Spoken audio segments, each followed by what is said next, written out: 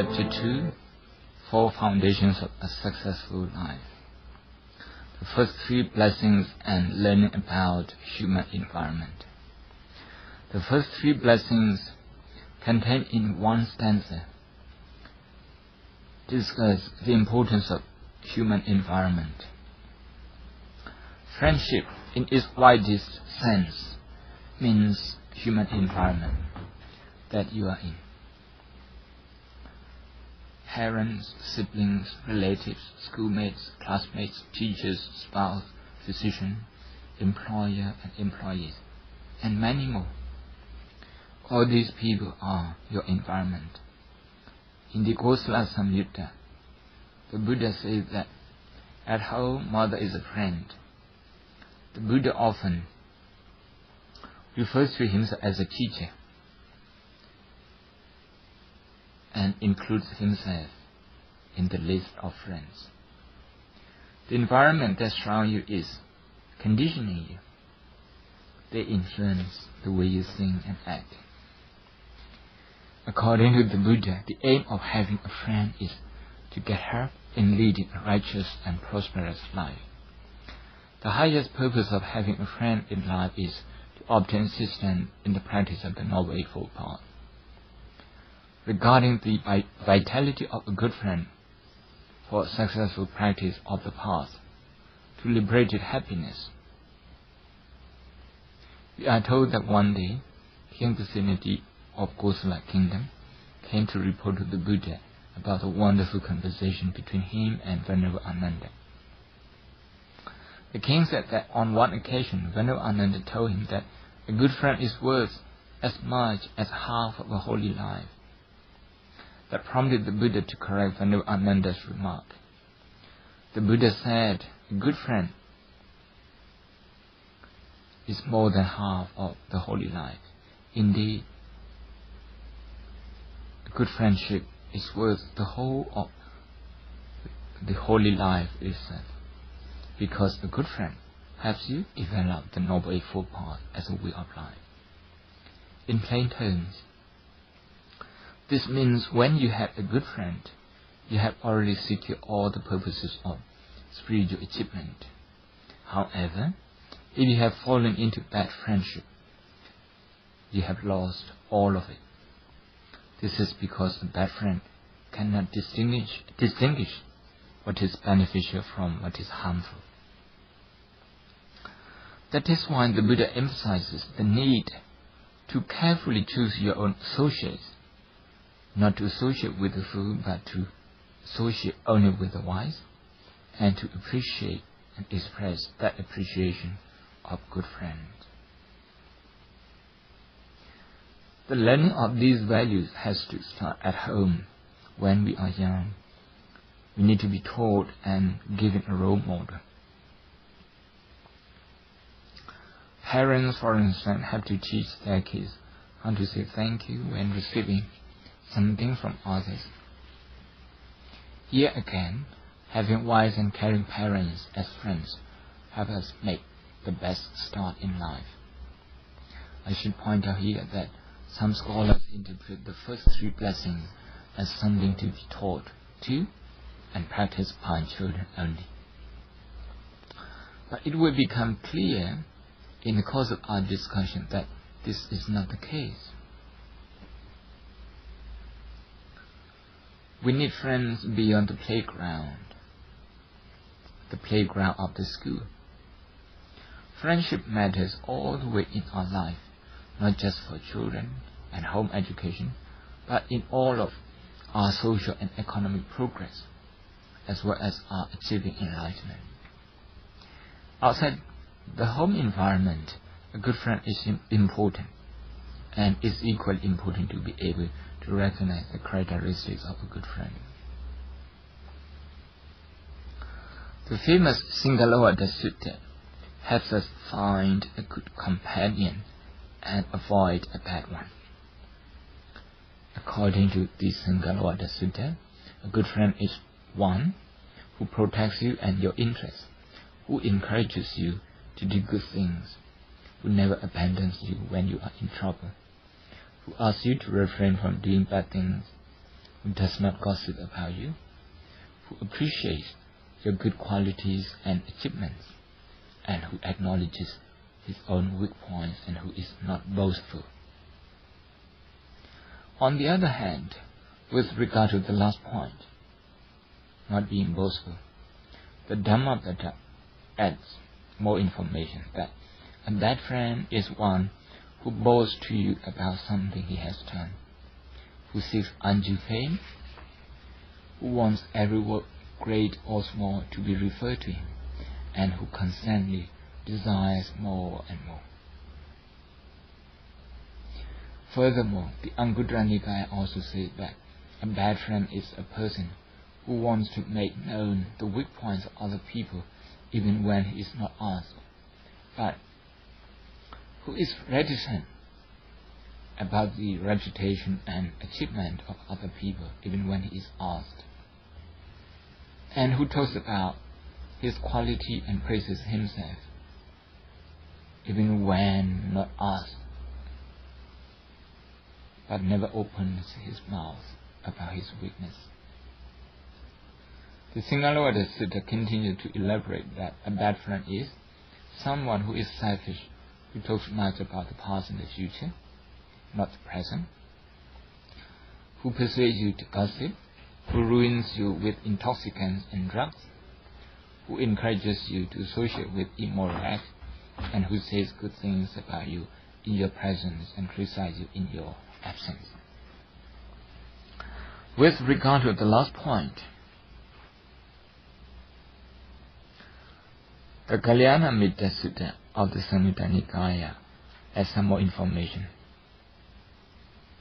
Here, according to this sutta, a good friend is the one who points out our faults directly to us, not in our absence.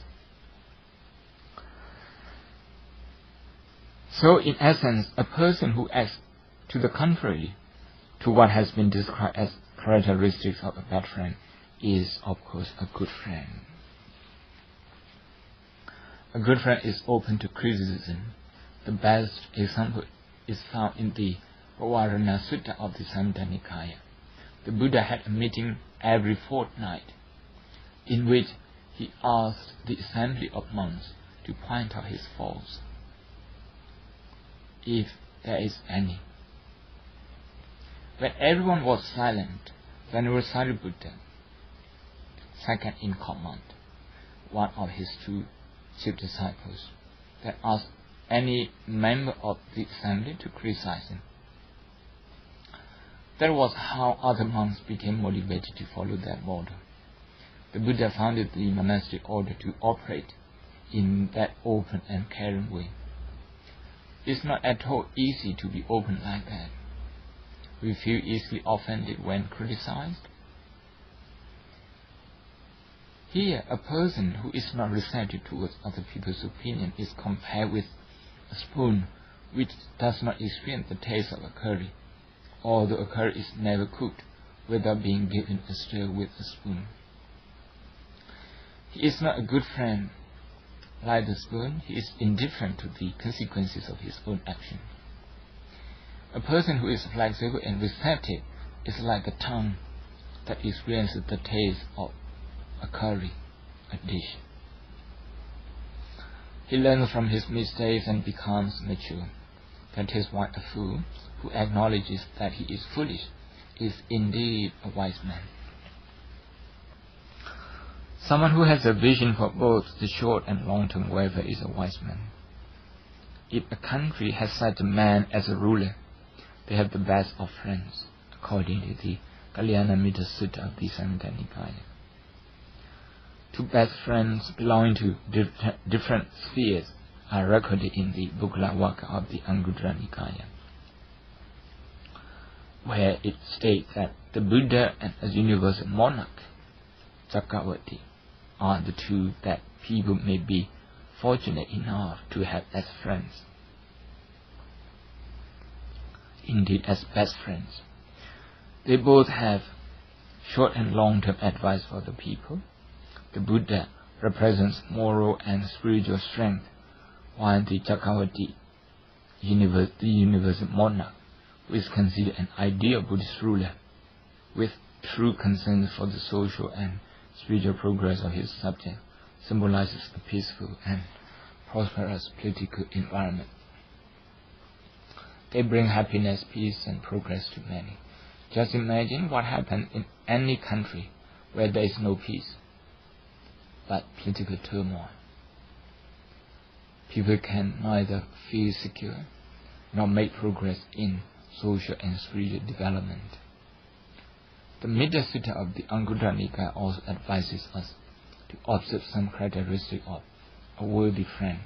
He is someone who gives you something people do not easily give away, who does something for you that people feel reluctant to do, who is patient with you, who enlightens you about your hidden nature, who protects your secret, who never abandons you in times of difficulty, and who does not look down on you when you are down. The opposite is the characteristic of a bad friend. Another characteristic of a good friend or person that the Buddha often stresses is being grateful to parents, teachers, and those who have helped you. Being grateful. Actually, to be generous, to be able to let go and to look after parents have been mentioned as the specific characters of a good man. A good friend is important even for a recluse, a hermit. The Kalyana Sutta in the Majjhima Nikaya records how one of the two chief disciples of the Buddha, Venerable Sariputta, advised forest-dwelling bhikkhus to find a good friend, as well as to be a good friend themselves. This prompted his friend and the other chief disciple, Venerable Moggallana, to inquire if a good friend is needed only for the forest dwellers. Venerable Sariputta's answer was that if a forest-dwelling bhikkhu, when he is among the Sangha, should develop the will to listen and be a good friend himself, it is even more important for a city-dwelling bhikkhu to do so. The Buddha often commended Venerable Sariputta and Venerable Moggallana, his two chief disciples, as good friends to the bhikkhus. A good friend is not always popular and loved. Venerable Channa, the former charioteer to Prince Siddhartha, for example, often rebuked monks who offer him constructive criticism for his behaviors. He did not care about others, whether they are chief disciples, senior disciples, or arahant, because he had known the Buddha since before the master renounced his princely life. He was arrogant because of his closeness to the master. However, to be a good friend, the monks were asked by the Buddha to go on having the same concern for him and advising him on what is right and what is wrong, even though he might not appreciate their concern. We all know that the Buddha, just before his Mahaparinibbana, forbade anyone from speaking to or advising Channa as a noble punishment handed to someone who was disobedient.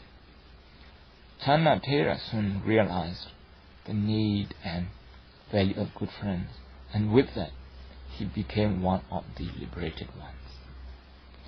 Besides the need for having a good friend, there is a need for us to be good friends towards others. The Kalyanamitta Sutta of the Samyutta Nikaya stresses that each and every one should be determined that they will try to be good friends themselves. All the teachings of the Buddha are but to train people to become a good friend to one another. And good friendship manifests in many forms, such as a good parent, good neighbors, good teachers, good citizens, and so on. In the end, one has to acquire a good friend by doing wholesome and moral things, meaning one's own pure heart and action are one's own best friend. The Ghosala Samyutta states that the merits one acquires by fulfilling one's duty as a spouse, as a member of society, will be the good friend that helps one until next life. Our true friend is our own karma, which never leaves us. So if we have accumulated some bad karma, that means we take that friend with us wherever we go. At the same time, to possess good karma means to always have our best friend looking after us all the time. Learning to distinguish between good and bad friends means one knows how to appreciate those worthy of honor. This is the third blessing. Honoring people who deserve honor includes paying homage to parents, teachers, Dharma practitioners, giving due recognition to people for their work and ability, acknowledging people's contribution, and giving people the responsibility their ability demands in all spheres of social grouping. In other words, it also means not to give a responsible position in society. It is only possible to receive this blessing if we have already learned and received the first two blessings. In some culture, this blessing is misunderstood as indicating that students must honor their teachers, children their parents, the people their government, and the ruled their ruler. While such a practice is correct and praiseworthy, it is by no means a one-way system. Teachers should also honor their students, parents their children, the ruler his subjects. Honor should be given to anyone worthy of it in an appropriate way. To me, the Buddha is very clear that this blessing is a two-way system because he specifies no subject and object of honor in terms of persons. He didn't say who should honor whom in terms of person. He just says honor who is worthy of honor. Maybe teacher, it may be student, maybe parent, maybe children. So honor is earned through maturity of years, via buddhi and capabilities or abilities or achievements, guna buddhi. In brief, the first three kinds of blessings discuss human upbringing and lifelong surroundings, from personal friends to the leadership of a community, a nation, as well as an international community. For foundation of a successful life. The next stanza, covering three more blessings, number 4 to 6, adds three more factors to complete the four foundation for a flourishing life of a human being. Blessing number 4 is about the value of another environment, a suitable location. If the right person is in the right location, he will progress and achieve his full potentials. An unsuitable location is an obstacle. This is true for all human endeavors, be it education, health, family, business matter, or Dharma practice. The fifth blessing is about the need to invest time. One who has invested 5 years of his life in something obviously has an advantage over a newcomer. Often this blessing is interpreted by many teachers as having some good karma in the past lives. While this is undeniable, past buddhi can also mean the past in this very life. If we confine the past only to past lives, but not the past of, but doesn't include the past of the present life, we will miss out a lot. I'm now 47. Whatever I have done or made an effort to achieve so far, all this can be considered as past karma or time investment. I have spent some years accumulating something, and all that adds to my previous merits. When you have accomplished one moment of mindful training, you are indeed laying down a foundation for the next mindful moment. An effort in one meditation session serves as a good foundation for the next. There is a great deal of difference between those who have a good foundation and those who haven't. For somebody to do well in secondary school, he has to spend some time learning at the primary school. From secondary school, he can then go on to university, thus building on things learned in the past. The time and energy invested becomes a good foundation for the next steps in life. This foundation can be interpreted as parami. Here, what do we actually mean by merit? Merit means something uplifting and growing. For example, when you are doing a good thing with the right attitude at the right time, such as an act of generosity or purifying one's action and speech sila, one feels uplifted spiritually and grows in the Dhamma qualities. The opposite of uplifting is pressing or depressing, which means being unhappy. There may be things that uplift you socially as well as spiritually in the long term, and this is what we call merit. Merit is necessarily accumulated through various types of investment, and one of them is what we are talking about here, that is time. Blessing is not only about the right environment, the right place, and time investment, but it's also about setting oneself on the right course at the present moment. Otherwise, the previous blessings may be unable to fulfill their true potentials. So the sixth blessing is about individuals putting themselves on the right course and working hard. In the Anguttara Nikaya, the Buddha described the four necessities as four engines, chakra, of life. They are good friends, suitable locations, a good foundation, and the individual's right effort. That is our own right effort. We use the analogy of a plane with four engines. If one engine is not working, you will still be safe because the remaining three engines are working. However, if the plane has only one engine and that engine fails, that's the end of it. If you have two engines, then it's better than one. But if you have four, it's much safer and faster in reaching your destination. So a life that travels on four engines makes the most progress.